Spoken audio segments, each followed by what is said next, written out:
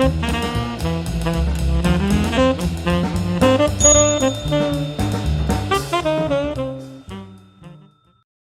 everybody, my name's Paul Murphy and I've got a passion for hats.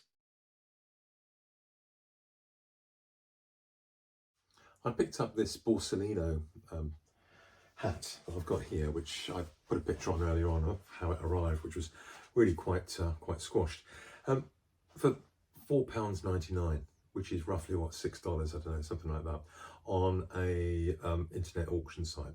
It wasn't advertised as being a Borsalino, but you may be able to see in there, it's an older hat. Now, this hat is in a bit bad shape. It's the sweatband inside is coming off, as you can probably see there. The lining itself is very heavily stained,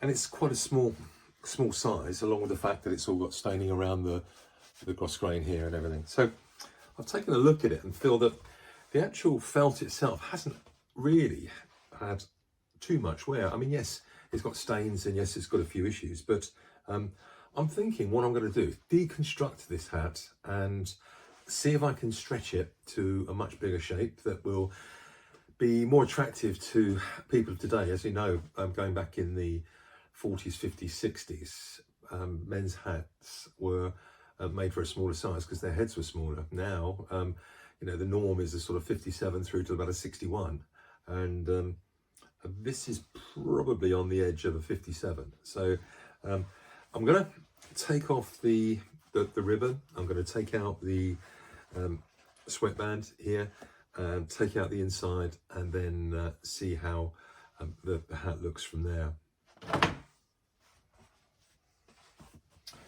To actually take out the sweatband here, I'm going to use a tiny tool that I've got here, which is actually for picking out the sewing and the thread and splitting it so that it doesn't damage the felt of the hat. And all you do is you simply put it in between the two pieces of material, and the actual blade on here will do the rest, and it makes it a very easy operation to go around the whole hat and just pick it out like this. I'm not going to do the whole thing on camera. I shall do it and come back on in a moment.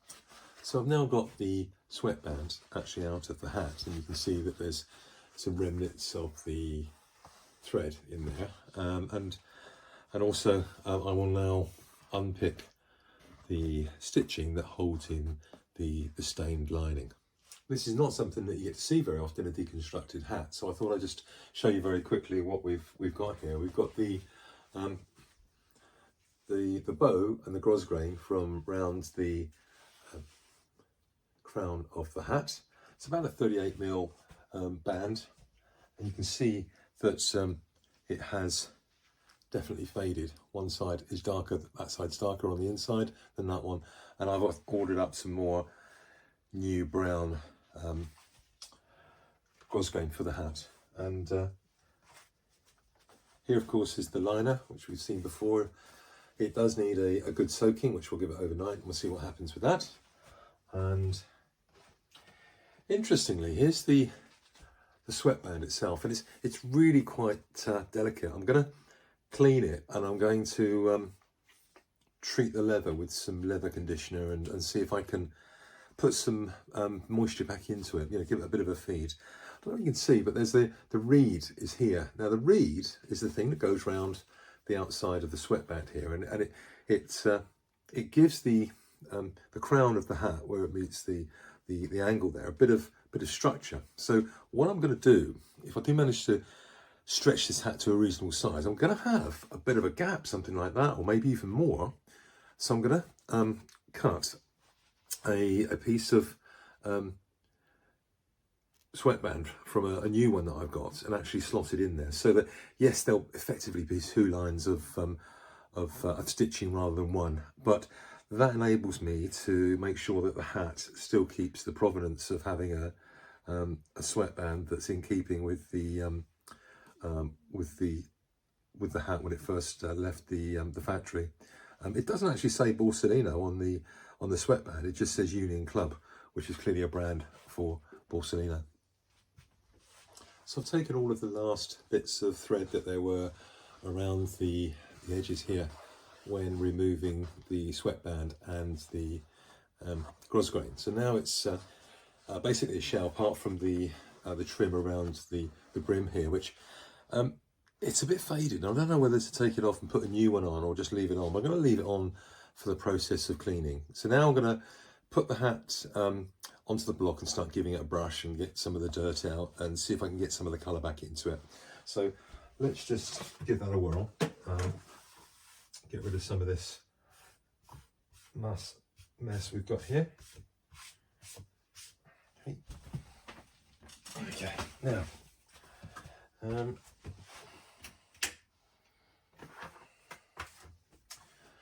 put the heat on in case we need it, but that's at the moment fitting on quite nicely.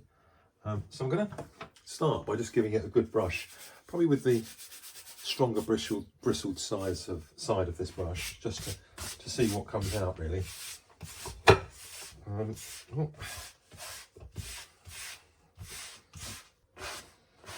So what I'm going to do in this case is I'm going to put some sandpaper on it just to take off some of the age that's on the hat, if you like. It's a very, very fine 1500 grit, this, which might be too fine actually, but it will, yeah, it's bringing off some of the pelt, so that's good.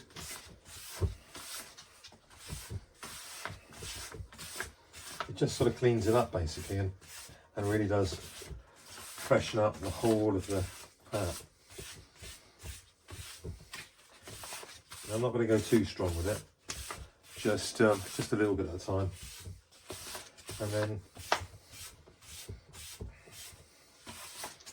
that's probably enough actually. Now you might see there's quite a lot of dust and muck off that's come off the hat, so I'm going to brush it off for a few moments and then turn it over and have a go on the brim underneath. See how that comes up. Then we'll introduce some steam and see if that can freshen it up a bit more. And then we'll start thinking of stretching it. So here we are. It's anti-clockwise all the way around. Whoop. There we go. That can happen. Now, so I'm going to try and do the inside as well on here. So let's just move this out of the way for a second. Give me a bit more space on the tabletop here. So I don't know whether you can see that, so let's just angle the camera down a little bit more. That might be better. There we go. So what I've got here is I'm putting the hat on its side so I can get inside the hat and give it a bit of a brush round. Just so there's no line, if you like, of where I've done it.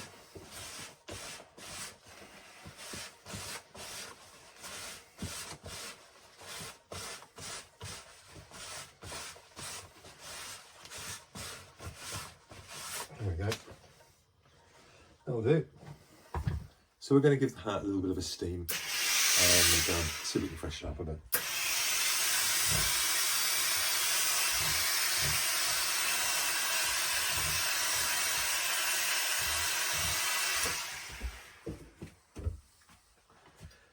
So you put it down and get rid of the creases that are in the hat.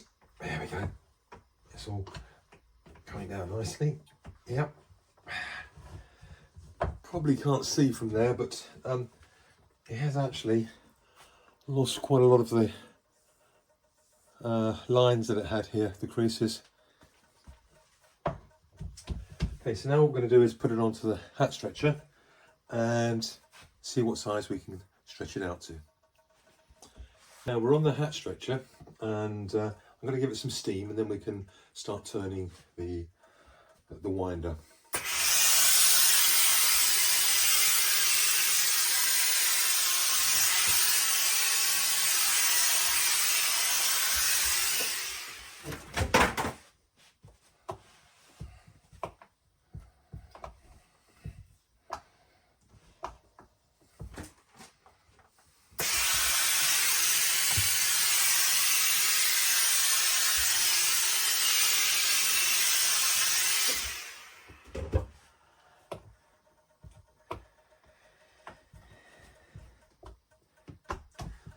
So I've really wound that out to quite a size, and I will give it a bit more steam, and there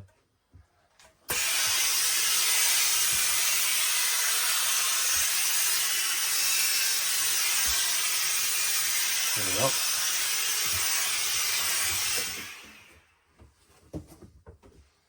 Now that should make it a lot easier to stay out at that size.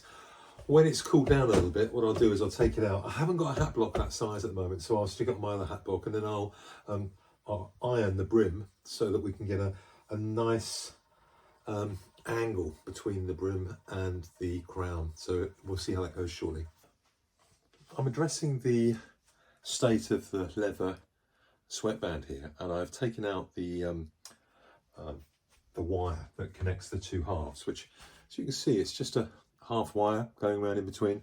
A lot of the new ones that we have, they actually have here's a brand new one. They actually have a wire that goes all the way around. You can see that on there, but it comes in and out, and it's a connector is then made to go in the other end. Now, what I'm doing is I've got some leather cleaner. It's just basic water and leather cleaner to clean up this sweatband, and just a cloth, just an ordinary everyday cleaning cloth, and already I've got quite a bit of dirt on off, and I mean, you can see that, but there's probably, I mean, this is all the stuff that's come off so far. We're talking probably, you know, 40-50 years of, or even more actually, thinking about it, of dirt, of quite straightforward body fluids that are actually going onto the hat band. Now I'm trying to desperately clean this and get it to a point where I can actually feed it with some leather conditioner and hopefully give it a bit of an extended life. It's been repaired on the hat a few times, and it's a bit weak around the edge here, so I'm not quite sure how it's going to sew back on, but I'm going to try and give it a whirl, and we'll see what happens. But it has seen a lot better days, that is for sure. I'm going to have to see if I can put some leather on the back to actually give it some support. I've now had the opportunity to take the hat and put it on the block and iron around the brim here. It's not got a very wide brim. In fact, I think it's actually, could give it a quick measure. It's the brim on this is about 5.5 centimeters, and the height at the front is 10 centimeters, and at the rear it's a further 10 centimeters. Now, since I was last on camera, I've actually finished cleaning the lining. I've popped it back in, and then I've actually put in the sweatband again, and you probably just about see I've done a repair job up the top here by putting in a section which is, I guess, about 1 inch wide, and the reed has gone back in and joined those two up. We've got 2 lines of stitching and a little bow back in there, which it's not ideal, but what it means is that this was about a 55 or 56 size when I first got it, and now, believe it or not, and let's just take it off and see, but bear in mind I'm a 60, there we are, it now fits me. And I've just received in today a delivery of grosgrain, and I've got the 38mm grosgrain now, which I'm going to cut and make the headband and the bow, and then I shall be sewing that onto the hat. So I'll be back very soon. So here we are, having a look at the grosgrain that we've got on a roll. It's 38mm wide, which is a nice depth. If you can just see, there was a bit of a shade line on here from where the previous grosgrain's been on there, which it's slightly wider, I think. I don't know. Let's have a look. This is the original, and as you can no doubt see, it has faded. It has faded immensely. But from, yeah, it's slightly wider than the than the material I've been able to find. So it's going to look a little bit shorter than it would have done originally. I'm going to start by just cutting a piece of ribbon off to go around the whole hat here. And in fact, as this is a bit of a raw end, I'm going to cut that off first of all, I think. There we are. We've got a nice clean edge. It's always good to invest in a very good pair of dressmakers, or in this case tailors, scissors, and make sure you do not cut paper with them. They're only for material, as they are really quite an investment. Now let's go around here, and we're just going to roughly cut it to about here so that we can actually work on a reasonable length. Okay, so that now goes around the hat and it gives you some idea of what it's going to look like when it's actually done. And don't worry about these sort of ruffled areas here where there's a little bit of gapping, because actually when I give it a steam towards the end, what will happen is that the grosgrain will actually pull in onto the hat. So I tend to do the tacking around the bottom of the grosgrain so that the top then is free to form in, and it's really good. You're only really putting the tacking in there just to keep it located with the bow, because otherwise it will stay on its own, but it will come off if over a period of time. What I also like to do is look at the original bow that was on a hat and just look to see how it was constructed, and see if I can then replicate that way of doing it. Now, in this case, this was the bottom, round the bottom of the hat, and so you had a straight edge at the bottom, and then these this sort of V going up there. At the back, you can see that, but it's a piece of grosgrain that's been folded and then tacked in. So let's undo it and have a look and see how that was put together, shall we? Okay. These are very useful little scissors, these.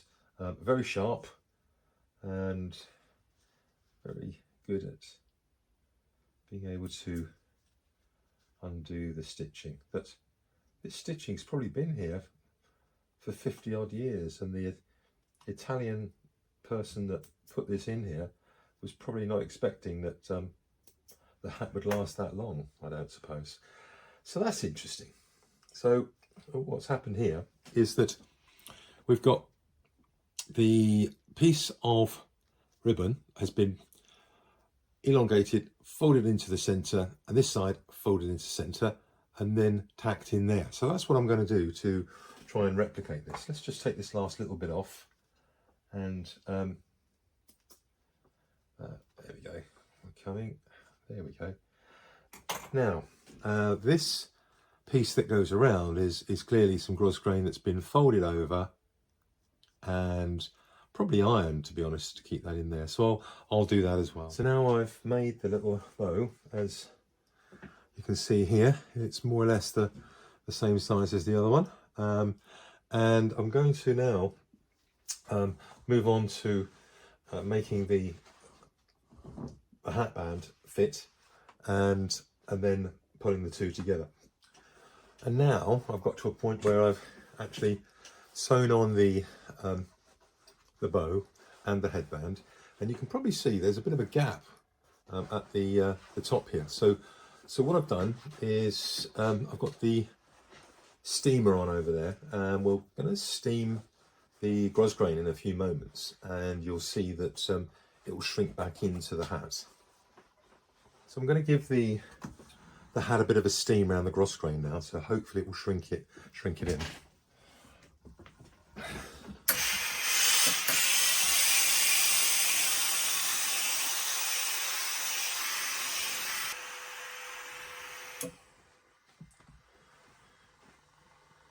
Heater's beginning to work on it.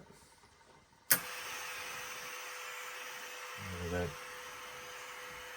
Coming in quite nicely now. There we are.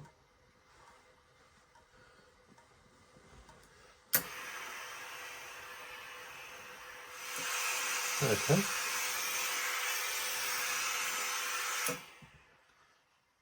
There we go. So That's looking quite nice now. Let's see if we can give it a bit of shape. Yeah, so there we have it.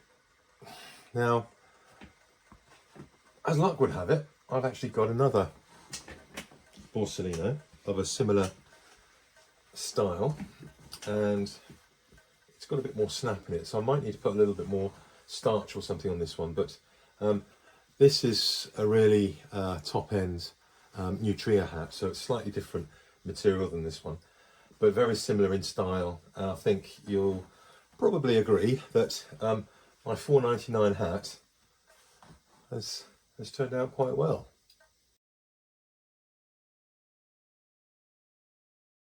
If you've got a passion for hats, keep watching the channel. Thank you very much. Cheers. Bye.